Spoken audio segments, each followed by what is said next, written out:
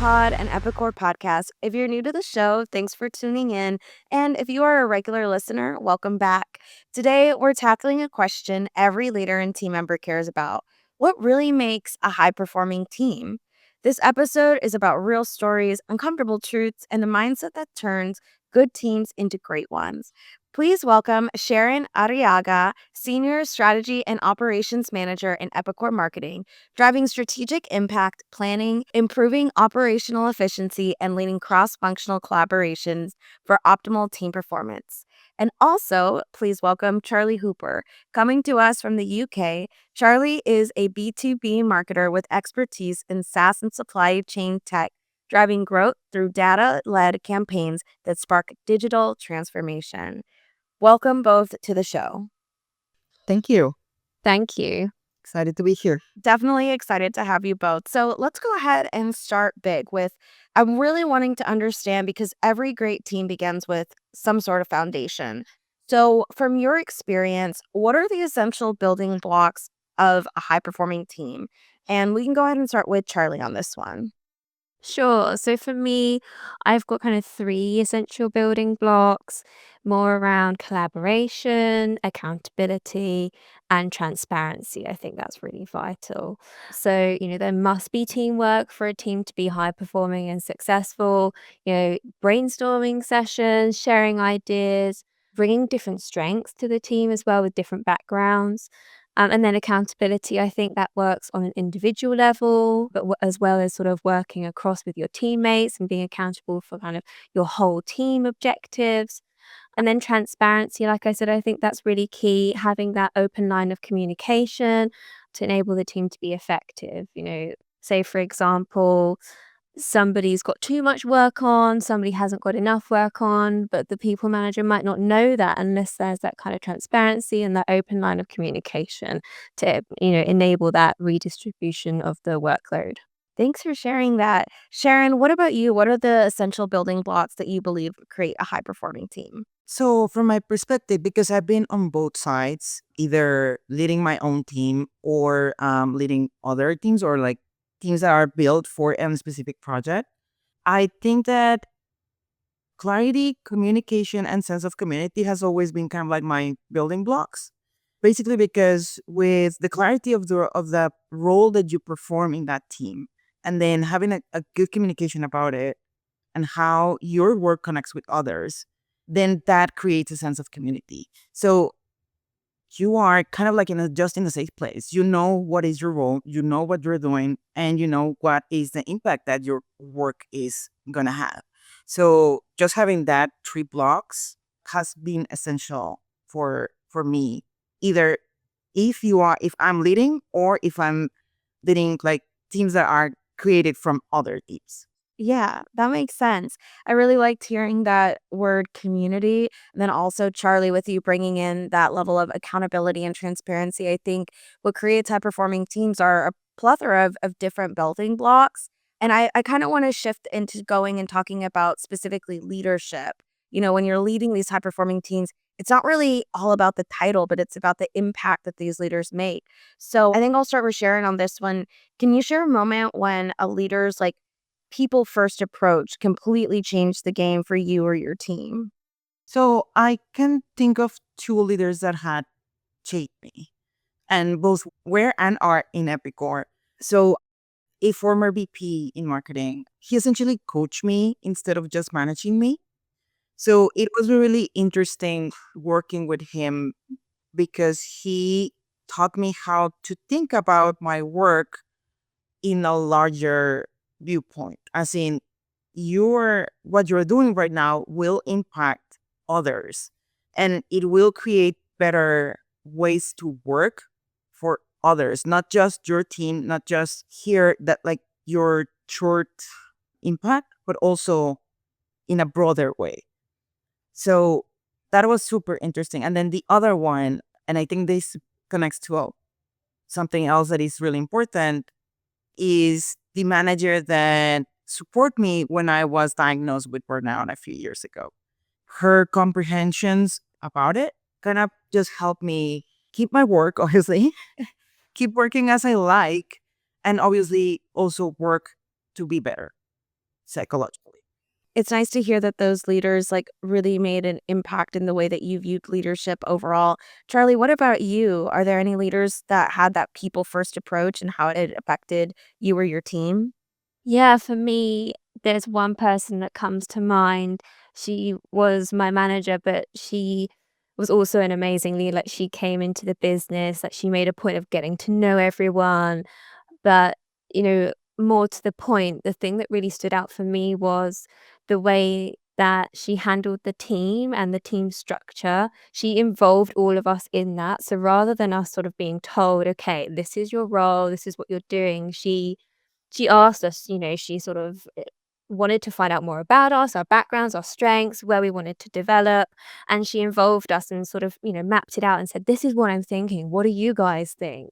And so for me, that was really different. And it made me feel a lot more, I guess, I don't know, just like more of a team rather than just sort of being manager and team. It felt like we were all kind of on one level as well. And I think that really, shifted the team. Yeah, and so, Charlie, what advice would you give a leader who wants to shift toward a more people-centered, like, leadership style? Where's the best place for them to start? For me, it might sound quite silly, but start with the people. So for me, it's more about getting to know those people individually in the team. What are their strengths? What are their weaknesses? What do they want to work on? And building that rapport. And I think when you know that, and say, for example, like you get a project just sort of, handed to you, you can go, oh, I know this person can really help me and drive this project. And I think it does take time and effort to build that initially, but I think once you've got that rapport, it's so much easier to sort of maintain, and it definitely makes, a big impact. Yeah, starting with understanding who's on your team and what strengths do they bring. Sharon, what about you? What advice would you give leaders who are wanting to make that shift? So I think that, listen, like learn to hear them, actually talk to the people, understand them the level that you can. And I think one thing that we often forget about is like actually protect your people at the level that you can. Obviously, even if it's a coworker, you can protect them. So that level, like just feeling protected, it's gonna make a difference for anyone. I like that. I want to shift the conversation a little bit to a topic that probably makes some people squirm, and that's the idea of psychological safety in the workplace. And I really want to understand, how do you define psychological safety in the workplace, and what impact does it really have on a team's performance overall? Sharon, we can go ahead and start with you. So how can I define it? It's feeling safe, basically. Obviously, to speak up, to be yourself. I have had experiences with toxic leaders, and I eventually just leave that company and came here. But yeah, it's just not having it. It's just a dread. It affects you as a whole instead of just work.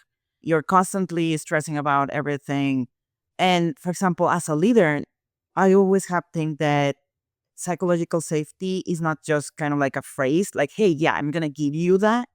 No, it's more like an attitude that as a leader that you have and that you just reflect to your teams and your coworkers. Yeah, and I think that that's interesting. It's not just a word, it's not just an idea. It has to be put into practice. And I think that it really does connect back to, how do your team members, how do your employees feel when they go to work? If they feel threatened or nervous, you know, due to an external circumstance or something, I mean, that psychological safety's not there. So I think that it's crucial in the workplace. Charlie, what about you? What impact does having psychological safety have on team performance? Yeah, I think, it comes back to that transparency piece and being able to be open, and like Sharon said, being like feeling safe. And I think if people have that, they can communicate better, they can share their ideas better. And I think that all helps, the business and the team performance overall. But the only way for that to happen is for people to feel like they can be themselves, that feel like they're being embraced and, can bring to the table what they have and their expertise. And I don't know about you, Sharon, saying you sort of had that toxic environment, but for me, it was more around, it's quite a difficult thing to foster in a business, I think, and it's quite easily, I guess, taken away. It can literally just take a couple of people, maybe one person in your immediate environment where something happens and you're shut down, for example, in a meeting, and And then after that, you don't wanna speak up again when that person's in the room, for example. So I think it's really important to foster it, try and maintain it. And yeah, it can definitely take the team to the next level with that communication piece just being wide open. And I think you brought up like a good point is that sometimes it can take just one instance where you feel like you're shutting down due to something that was said or done. And so it's a very, I think, tough balance. Like you have to really be balanced at work to be able to make sure that you're kind of self-aware and then you're aware of other people to make sure that that psychological safety is there in the workplace and that you're contributing to that psychological safety. So it's definitely not just a soft and fluffy word, but it's actually very strategic and it can really be that secret weapon for high performing teams. And so now with high performing teams, they don't just work hard, but they evolve. And the question is how, as a leader, when you work so hard to create a high performing team, the challenge may be how to make your team even better. It's like leveling up when you're at a really high level itself. So, Charlie, can you tell us about a time when learning wasn't optional? It was actually the key to success for your team. Yeah, so I mean, it wasn't really a success in my team because, I mean, for me, it's more around when I was really early on in my career and I had just finished my sales apprenticeship and I was offered this marketing executive role. And I have no marketing experience at all. But I think, there was no marketing at all in the company itself. And during my sales apprenticeship, I kept sort of finding these gaps and like these creative projects. And I think they identified that in me and so I was offered this role, but, I had no kind of, I guess, education around marketing and nothing to stand on and take forward. So a stipulation was that I would, carry on and take a marketing course to take that role. So I think for me, that was definitely a mandatory piece. It wasn't optional, but that's what has enabled me to enter my marketing career. And I've been in marketing for like nearly 10 years now. So I'd say it's definitely there's a place for it. And yeah. Thanks. Sharon, what about you? So I'm not really curious. Usually, right now, for example, I'm enrolling two courses, one AI, another one for operations and all and that stuff. I think that I have always been that person that comes to the team and I'm like, do you know about this? This is new. This is gonna be happening. What I think is blah blah blah. And I'm always thinking on and what is gonna be happening, what is coming. But when, for example, when I'm leading, something that I make myself do is make others reflect. So this might shift a little bit the question, but inner learning is also something that we should be doing at like every single time. Like not every single time, but eventually. Like in the year, at least 2 or 3 times, you're like, what is shifting about me and how can I adapt my work and my interests to that shift that I'm having right now? Because we're always evolving, we're human. And something that I worked a lot with every single person that was on my team when I had one is the phrase was professionally, you are your own North Star. So you have to know yourself to actually know how you want to evolve. So yeah, I think learning about yourself and what you want to achieve and all of that is something that we usually don't talk about, but it's essential in this kind of like learning about yourself. And then obviously with that comes learning the new things that you want to do. And I think that you really hit right on the nail. I mean, you talk about learning where it doesn't have to be a LinkedIn learning course. It doesn't have to be reading a book, right? Like it can, that's a great resource, right? Those are great resources. But learning, like you said, is like learning about yourself and doing that self reflection. And I think that that's how you can add to the team or lead a team, right? You have to know yourself. So I think that's a really interesting way to look at that at the question that learning isn't optional because you constantly are evolving and you constantly need to learn more about yourself in order to be able to know what you can contribute to a team. And I think that that's where, learning really isn't an option because that's the truth. It's a true performance driver at the end of the day. And so, Sharon and Charlie, I want y'all to picture this. You're building a team from the ground up, or you're maybe welcoming new team members into the mix. What's the very first move you'd make to set that team up for success, and why that one? We'll go ahead and start with Sharon. I have always liked to just bring everyone together and let them speak. Not in a let's do a something to team build. No, not like that. This is I like just being in there, let them talk. Whoever they start connecting, I start to see that people just tend to go to they just sense who they will be working with. They just sense that, hey, I think that we will be kind of like a good match or good fit between to work with. And every single time that I've done it, I've had a high performance team. Basically because I just let them connect, and they do the well, actually they do the work of just connecting themselves to they I guess they just feel, I don't know, like emotionally, or that they're in the same place, and they start that connection. So that's how I work with them. It makes me think back. So I used to be a teacher, and I remember before the beginning of the school year, we would always have to like do these like team bonding exercises and these icebreakers, and it was like forced. It was forced connection. And then when I came to Epicor, it was like, let's just hop on a call because we're all across the globe and let's just talk. Let's just get to know each other. Or for my team that is here in Austin, it's like, let's go out to lunch. It's not forced. It's just a way for you to just build connection naturally. Charlie, what about you? Yeah, I think for me, building a team from the ground up, more kind of from scratch, is, thinking about what can I do personally? What are my strengths? But then where are the gaps? And I think it would, for me, would be okay, we're building up the team. I want to hire somebody who has all of the strengths that I don't have, basically, and let them, run with all of those pieces. I think that's where I would start. Just, knowing that I've got to roll my sleeves up and get in there, but bring other people in to sort of, I guess, counteract all of my weaknesses, basically. Yeah, and that goes back to knowing yourself and knowing your team and really being able to identify those gaps. So I think that first decision is really make or break for a team's future. And we've all seen that teams start out with room to grow. Have you seen a leader turn an average team into a high performing one? And what do you think really made the difference? We'll start with Charlie.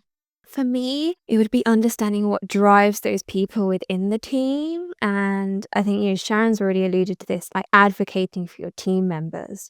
So I think that's a really big one. But in terms of my previous experience, one of my managers, they basically said something to me once, and it changed everything for me. They just said, like, I will support you, I will help you grow.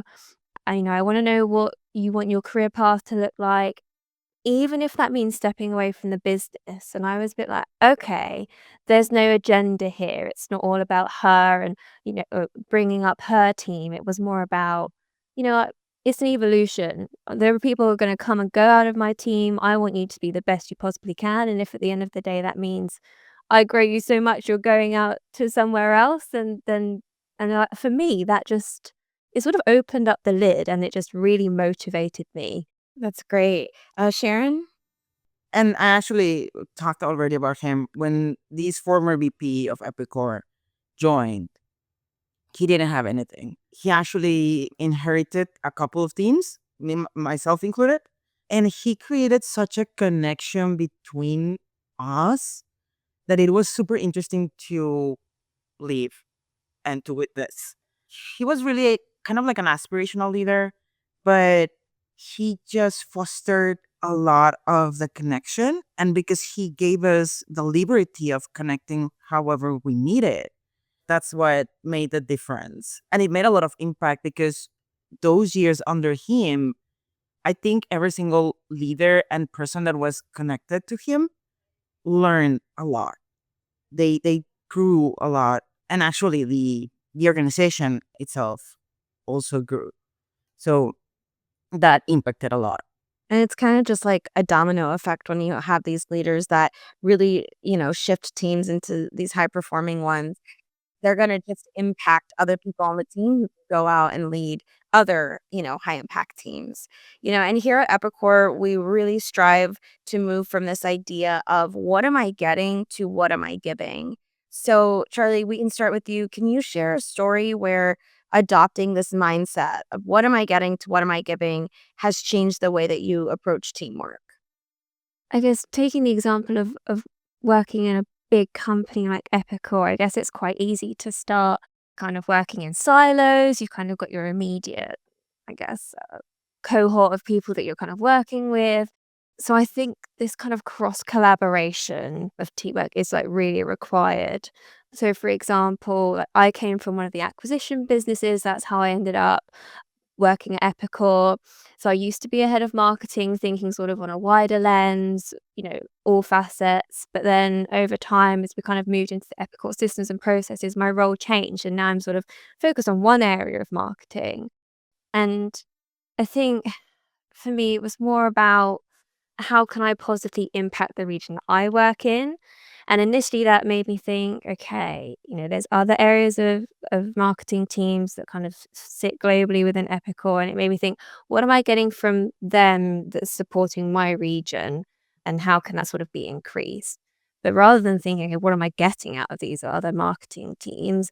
I thought more about, okay, what can I bring to kind of cross collaborate and to kind of boost my region and support that team? So one example is I'm now working with one of those teams, sort of more for my region, but cross collaborating to kind of support what they're doing. So making more of an impact that way. And I think that's rather than me just sitting there and going, oh, what am I getting? It's sort of putting yourself out there, trying to find out who you need to go to within the business, and then saying, okay, let's see what we can do to positively impact something here. I like that, really expanding that network and being able to kind of give out your strengths and see what happens at that point. Sharon, what about you? When you've adopted this mindset change, how did that change the way you thought about teamwork? So because I have always been kind of like in the connection area of everything, it's easy for me to have kind of like a holistic point of view of everything. I kind of understand every single area that we're impacting. Obviously not like expert level, but I kind of understand enough. I realized when I was working with a team and other teams, as in like cross function projects, was that my view was just because it was kind of like an I'm gonna say ego view. I saw both sides at the same time. So I was able to when I leave, as in like when the project was finished, what I gave them was they were connected even without that piece or myself, for example.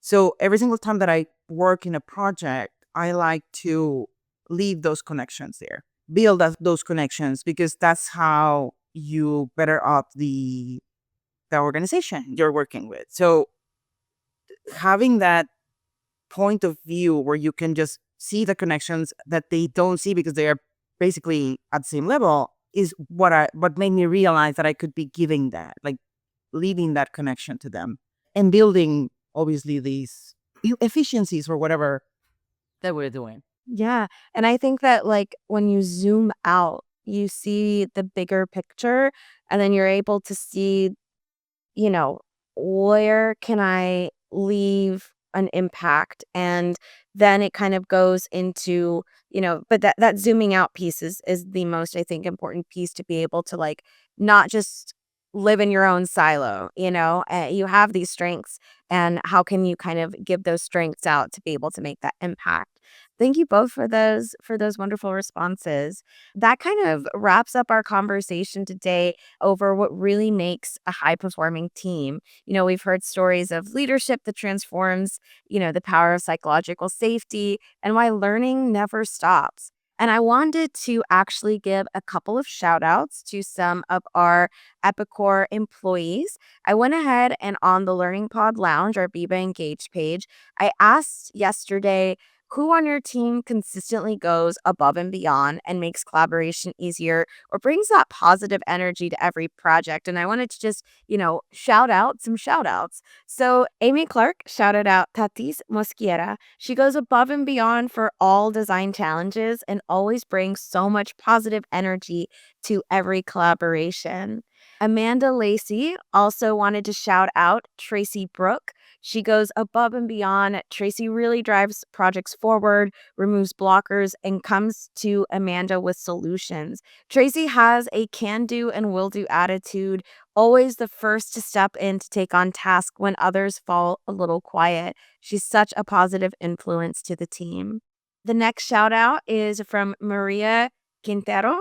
She said that a standout for her and someone that she wants to shout out is Carlos Juarez. He's a technical app specialist, senior level role on the Monterey production support team. She says that he really is the glue that keeps us together as a team. He not only excels in his individual tasks, but also anticipates team needs. He actively shares resources and he's always willing to step in, proactively, adaptable. He's collaborative, positive, and the list goes on and on. To all of these people who wanted to shout out their teammates, thank you for sharing. And to those teammates who really go above and beyond, thank you for your contributions to your team. And lastly, the truth is that none of this that we talked about matters unless we put it into action. So here's my challenge for you listeners. I want you to think about your own team that you're on, whether you lead it or you contribute to it. What's one thing that you can do this week to make it stronger? Maybe it's giving meaningful feedback. Maybe it's creating space for someone's voice or shifting your mindset from what am I getting to what am I giving. Pick one of those and make it happen because high performing teams aren't built overnight. They're built by intentional choices, one step at a time. So, again, thank you, Sharon and Charlie, for joining me on this episode. Thank you for having us. Thank you. Of course. And to everyone who tuned in, thank you again for listening and always keep learning. And I'll see you on the next episode.